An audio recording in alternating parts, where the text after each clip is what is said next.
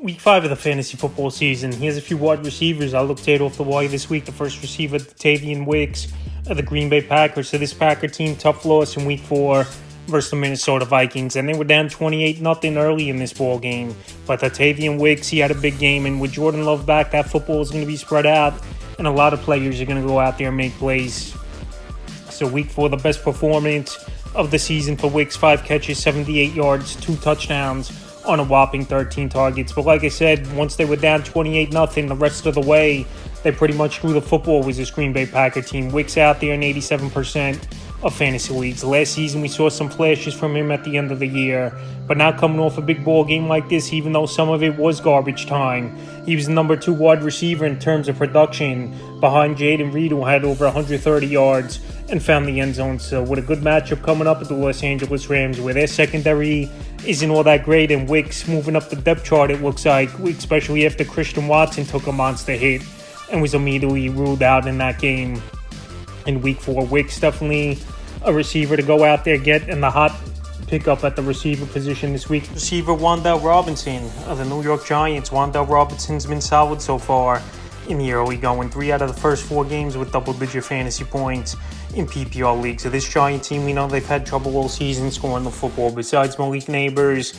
there hasn't been much going on in this offense. And Robinson, surprisingly, still out there in 74% of fantasy leagues. So the last few games for Robinson, week 2 at Washington, 2 catches, 18 yards, a touchdown, 4 targets. Week 3, the Browns, 7 catches, 61 yards on 8 targets. In week 4 versus the Cowboys, the big game, 11 catches, 71 yards on 14 targets. I know Malik Neighbors left the game with a concussion, but I believe he'll be back.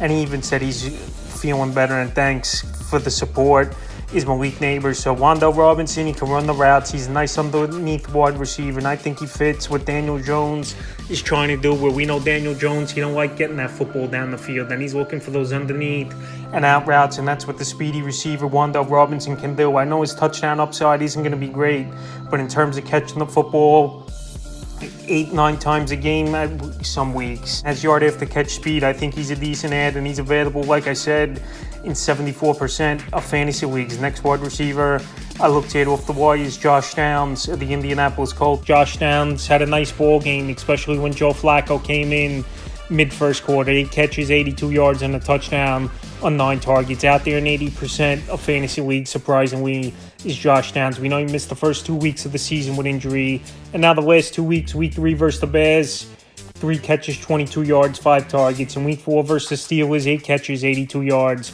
and a touchdown. The only thing, I think this offense, these receivers fit more with Joe Flacco or a traditional quarterback than Anthony Richardson, who's looking to run the football a lot and a lot of replay options.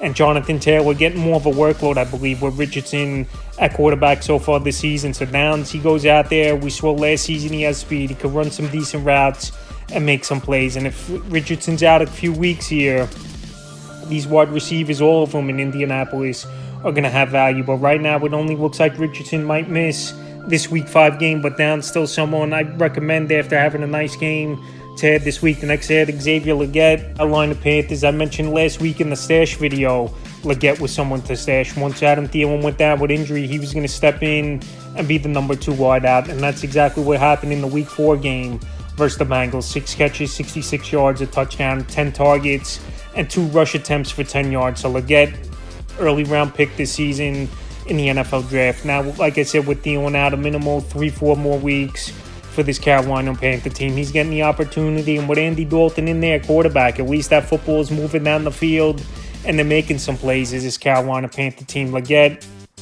available right now in 86% of fantasy leagues, and he's going to get a lot of volume, I believe. The next receiver, Tre Tucker of the Las Vegas Raiders. Tre Tucker filled in with Davante Adams out, moving into the starting lineup, and he was impressive versus the Cleveland Browns in that week 4 victory. Carry, 3 yards, a touchdown, and 5 catches, 46 yards on 6 targets. So the last 2 weeks he's gone out there and played good football was Tucker. In week 3 going back versus the Panthers, 7 catches, 96 yards, and a touchdown on 9 targets. Him and Gardner Minshew have a good rapport, it looks like, for this Vegas Raider team. They're going to be trailing most games this season, I believe, is Vegas. Coming up, Denver, that could be a close game between the 2 teams, and the Steelers in the next 2 weeks. But like I said, this team, they want to run a lot of 3 wide receiver sets, and Tre Tucker, The last 2 weeks he's gone out there and he's been productive and put up numbers, available in 91% of fantasy leagues. If this hamstring lingers like it does usually for players, especially in the NFL, and Adams is going to be missing more time, Tucker is going to be, I think, a flex option for the most part, weekly being in the starting lineup and having some decent matchups. The next few weeks, available in 91% of fantasy leagues. Next adds Tutu Atwell, Los Angeles Rams. Cooper Kupp most likely out to Week 7 reports, and Puka Nacua most likely out to Week 8 or Week 9. So this Ram team, another tough loss.